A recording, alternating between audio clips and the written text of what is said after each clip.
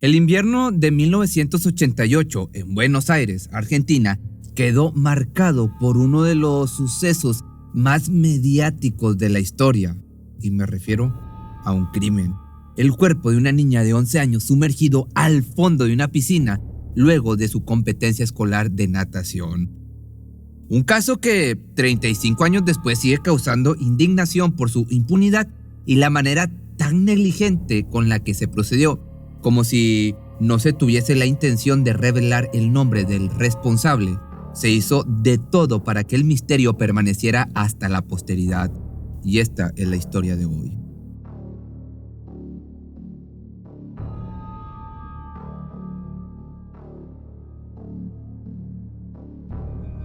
Los alumnos del Instituto de la Santa Unión de los Sagrados Corazones, ubicado en el barrio porteño de Caballito, llevaban semanas entrenando para la tan esperada competencia.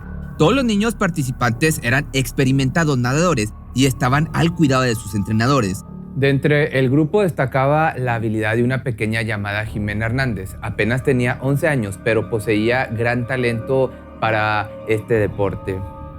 Estaba muy emocionada esperando el gran día, sin saber que en realidad la cuenta regresiva para su fallecimiento había comenzado. Aquel 12 de julio de 1988 le esperaba la más terrorífica experiencia de su corta vida y la última. Llegada la fecha, el evento transcurrió sin problema alguno. Con las 5 de la tarde como hora estimada para su finalización, los padres del alumnado comenzaron a llegar, incluida la madre de Jimena, Norma Monfardini. Preguntó por su pequeña para llevarla de regreso a casa, pero inmediatamente se percató de que algo no andaba bien. Nadie podía darle razón del paradero de su hija. Deambuló de los pasillos de un lado a otro, incrementando a cada paso su ansiedad y desesperación por encontrarse con ella. Sin embargo, las explicaciones recibidas por parte de los profesores no resolvían el enigma. Presuntamente, una docente había enviado a la niña por sus útiles al salón de clases, mas en el camino, personal del colegio le dio la indicación de volver a los vestidores, ya que no podía circular por los pasillos vestida con su bañador y sandalias. Completamente desesperada, inició una caminata a paso apresurado buscando por todos los rincones de la escuela. No tuvo éxito y procedió a solicitar un teléfono para llamar al padre de la niña, Jorge Hernández. Jimena está perdida, le decía, me refiero a la madre, mientras se acercaba al lugar de la piscina donde fue la competencia, y ahí descubrió lo peor. El pánico desatado minutos antes seguía presente en el área de natación. Los profesores aún estaban en shock, repasando en su cabeza la perturbadora escena vivida tan solo algunos minutos atrás, pues una vez finalizada la competencia, el salón se comenzó a desalojar poco a poco, haciendo del lugar más silencioso y pacífico. Justo en medio de esa aparente quietud, de pronto uno de los profesores detectó algo en el fondo de la alberca. Enfocó su mirada para distinguir lo que era y de inmediato corrió a sumergirse. Era el cuerpo de Jimena Hernández. Tan pronto como pudo, se le unió otro docente y la sacaron de las profundidades. El pánico les invadió e hicieron todo lo posible para reanimarla. Sin embargo, luego de la respiración boca a boca, solo emergieron pedazos de comida y trozos de galleta, pero sin ninguna señal de vida. Jimena había fallecido. En eso estaban cuando Norma buscaba desesperada en los alrededores, descubriendo finalmente la desgarradora realidad que destrozaría su vida, la de su ex esposo y sus otros 2 hijos por completo. Ambos desconocían lo que vendría después. No se trataba de un accidente, mas las circunstancias del país restarían importancia a los hechos debido al otro acontecimiento ocurrido ese mismo día en Argentina. Se trataba del primer gran golpe al narcotráfico. La noticia del exitoso operativo Langostino. La Policía Federal había confiscado el mayor cargamento de sustancias ilegales de la historia, exactamente 587 kilos de este polvo blanco, que por tal motivo se encontraban en vísperas de una crisis inevitable, la cual comenzó con un aumento del 20% en el transporte, así como también un paro general de aerolíneas. Que por otro lado, el primer juez del caso de Jimena, Luis Cavasco, buscaba dar carpetazo al asunto, alegando que los resultados de la autopsia señalaban muerte por asfixia por sumersión. En otras palabras, que la pequeña se había ahogado. Expuesto a los resultados, no tardó en hacerse presente la inconformidad de la familia. Norma y su abogado, Carlos Weater, se hacían la misma pregunta que los demás: ¿cómo la niña experta en natación pudo ahogarse en la alberca de su escuela? Además, el lugar estaba atestado de gente. Entre alumnas, profesores y padres de familia sumaban aproximadamente 60 testigos que de una u otra manera se hubieran percatado del incidente, en caso de que se hubiera presentado. Para la opinión de los padres, a Jimena la habían asesinado y posteriormente arrojado el cadáver al agua. Ocupaban su mente buscando motivos por los cuales alguien hubiera sido capaz de semejante atrocidad. La intuición de Jorge Hernández le hacía llegar a la conclusión de que su hija había visto algo que no debía. Descubrir cómo en su colegio vendían sustancias ilegales, de modo que estar en el lugar equivocado a la hora equivocada le había costado la vida.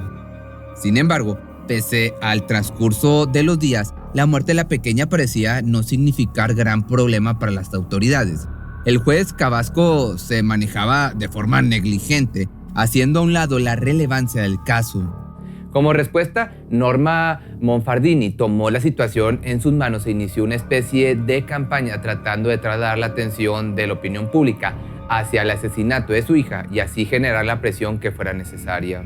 Se subía a su automóvil con sus 2 hijos menores, Lucia y Lucas, de 6 y 5 años sucesivamente, e iba a distintos canales de televisión, así como a tribunales, en busca de respuestas y seguimiento. No obstante, por el otro lado, para el juez Cabasco, quien dejó pasar más de 70 días antes de pedir intervención de la policía, esos golpes solo eran el resultado de las maniobras de reanimación sobre su pecho. Además, reveló en su informe algo sumamente devastador. Según en los resultados de la autopsia, el cuerpo presentaba posible abuso íntimo, mas en palabras del juez, referían a un hecho anterior e independiente a la causa del fallecimiento. Entonces, apareció la incógnita sobre la intimidad de una niña de 11 años, tanto por parte de los medios de comunicación como por el colegio donde asistía la víctima. Pero, al igual que ella, su abogado se encargaba de desmentir los rumores sobre la supuesta causa de fallecimiento, a la que se le sumó una teoría sobre paro cardíaco y muerte súbita. La lucha entre dar con un responsable y disfrazar el incidente con accidente era constante, hasta pasados 5 meses desde los hechos que el expediente pasó a la justicia correccional con un nuevo juez a cargo, Omar Fachuto, quien, al igual que el fiscal de la Cámara del Crimen, Norberto Quantín, tenía innumerables dudas sobre los hechos. Por ejemplo, la situación de los escasos restos de plancton encontrados en el cuerpo, un tipo de vida microscópica capaz de alojarse en los pulmones de quien respire bajo el agua ingiriéndola. Entonces, de haber sido muerte por inmersión, debió presentar una alta cantidad, mas en el caso de Jimena tenía excesivamente poco. Aunado a esto y con la nueva autopsia realizada, se llegó a la conclusión que sus padres temían desde un inicio. La niña de 11 años en realidad fue asfixiada o ahogada en la superficie, una vez muerta, arrojada al agua. El infortunado detalle era que no existía forma de saber exactamente la hora del fallecimiento, considerando que el agua climatizada modifica los tiempos de la rigidez cadavérica. Que por otro lado, había otros datos ignorados anteriormente. Norberto Quantín aseguró que en la ropa de Jimena se habían detectado fluidos corporales masculinos, esto respaldado por el cuerpo de peritos forenses de la Policía Federal, dando por sentado el hecho del abuso. También reveló los signos de violencia deliberadamente ignorados en la primera autopsia. Existían tales como lesiones en el cuero cabelludo, en el mentón, mejillas y nariz.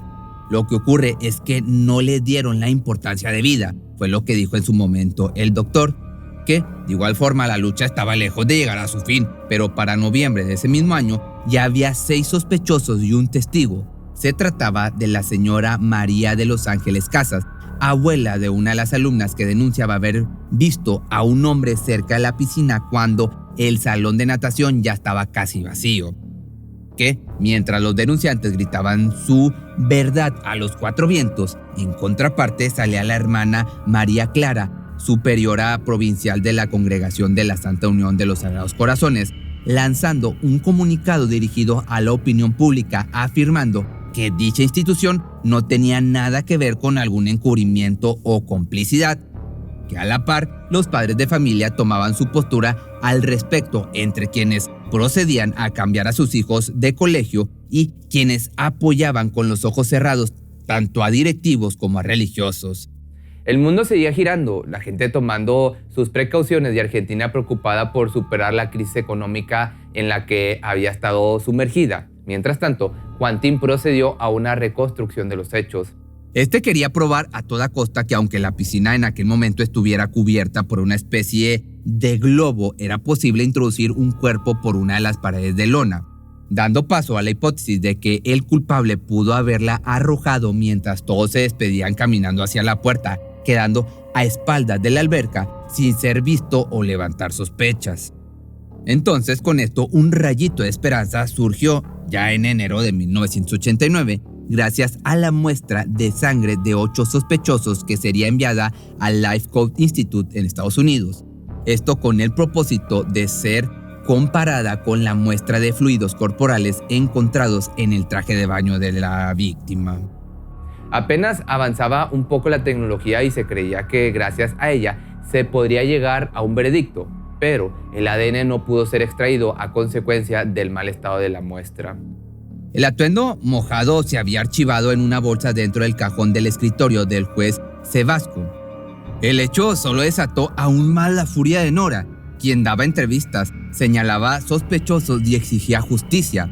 Tal era su convicción que tanto su vida como la de sus otros 2 hijos se vieron en peligro en más de una ocasión, recibiendo amenazas de muerte. De esta manera, transcurrido un año del crimen, Jorge y Norma gritaron a los 4 vientos la identidad de su principal sospechoso, un profesor de gimnasia llamado Oscar Bianchi. Lo vinculaban al caso por su historial problemático con otros institutos, así como también por su relación con la niña en tiempo pasado. Ya se conocían desde un verano anterior en otra clase de natación, mas el motivo principal deja muchas cosas para pensar, pues el hombre trabajó en un polideportivo de Parque Patricios en el año de 1987, época que sitúa un incidente similar con el fallecimiento de una niña de 11 años llamada Sandra Carmona. Meses después, la lista de sospechosos ascendió a 10 al tiempo que se estaba en espera de la declaración de la abuela mencionada anteriormente. María de los Ángeles Casas era una pieza clave para identificar al culpable. Pronto llegó el año de 1990 y con él un sobreseguimiento de todos los acusados. No había pruebas y el testimonio de la abuela María no quería ser escuchado. Entonces la esperanza de finalmente obtener justicia se vio desdibujada por el proceso de las autoridades o por el proceder. 6 años después, Jorge Hernández pudo cosechar el fruto de su esfuerzo, llevando ante el juez el testimonio de algunas compañeras de la nadadora. Estas comentaron haber visto a 2 de los profesores señalados como sospechosos con un bolso extraño al terminar la competencia. Pero tanto ellos como los demás imputados fueron declarados inocentes. Ya para 1998, exactamente 10 años después del crimen, el abogado del padre de la fallecida argumentó tener nuevas pruebas con las cuales podría dar seguimiento. En esta ocasión finalmente se llamaría a la abuela María a declarar, mas la respuesta de la familia al recibir la notificación fue haciendo saber sobre su fallecimiento. Esa mujer se llevó lamentablemente a la tumba el testimonio clave que, según los padres de Jimena, describía a un hombre con un increíble parecido al profesor Oscar Bianchi. Que cabe mencionar que el único preso en el caso de Jimena Hernández fue su propio padre, presuntamente denunciado por calumnias por el abogado de su ex esposa, Carlos Wiater. Finalmente, el crimen fue cerrado en el año del 2007, negando a la familia a considerarlo como un crimen de lesa humanidad y que así no prescribiera. Hasta ahora su cuerpo reposa en el cementerio de Chacarita, esperando que algún día su hermano Lucas, que se convirtió en abogado, pueda utilizarlo como material genético. Pero si te gustó este video y tienes alguna historia que te gustaría que narrara, me la puedes mandar al correo que te va a estar apareciendo aquí. Igual también te dejo el flyer para que lo veas. Esta historia la voy a estar publicando en mi canal de YouTube y en TikTok.